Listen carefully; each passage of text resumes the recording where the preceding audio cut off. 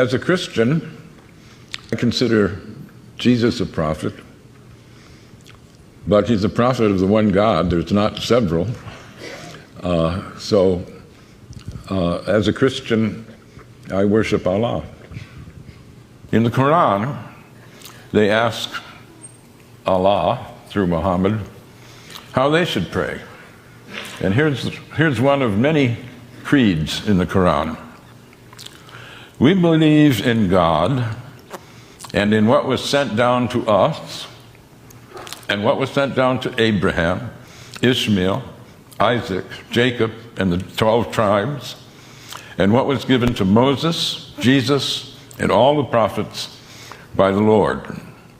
We make no distinction between any of them, and we devote ourselves to him in all of them.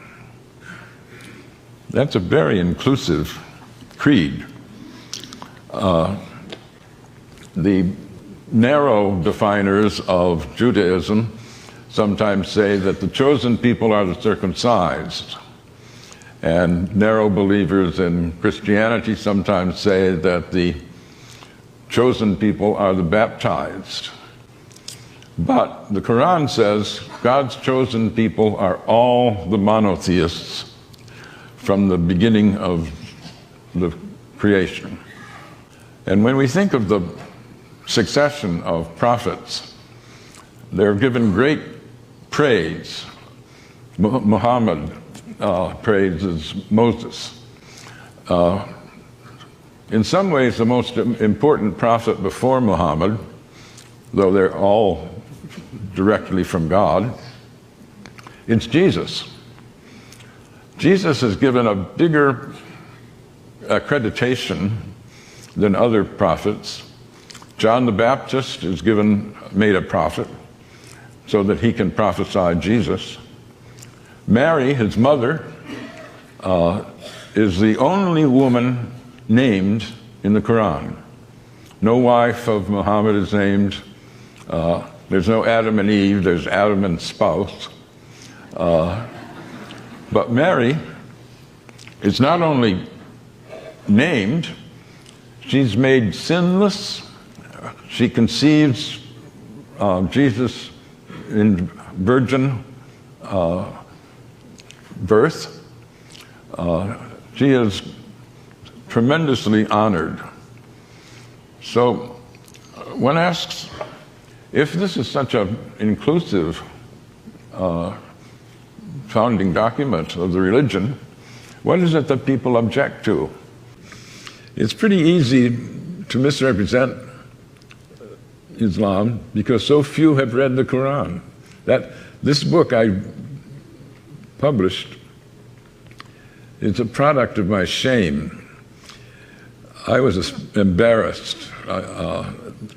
After 9/11, I was talking with a group of friends, academic friends, and we were wondering, is this really an Islamic event, the 9/11 attack? And at some point, people asked, well, who here has read the Quran? None of us had. And a friend of mine said, not even you, Gary? I thought you were a student of religion.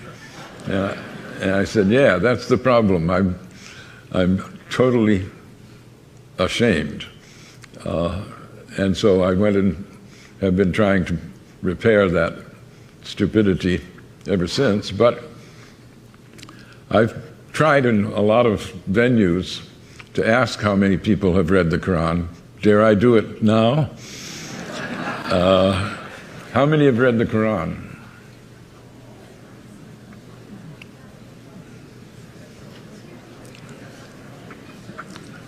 A minority, certainly. Well, I don't want to shame you, but I do. I think we should all be ashamed. We're throwing our weight around in a world where almost a quarter of the population are Muslims. And not to know, how can you say the Islamic State is a false construct if you don't know what true Islam is. One can only hope that more people will use freedom to do things like read the Quran rather than hate the Muslims.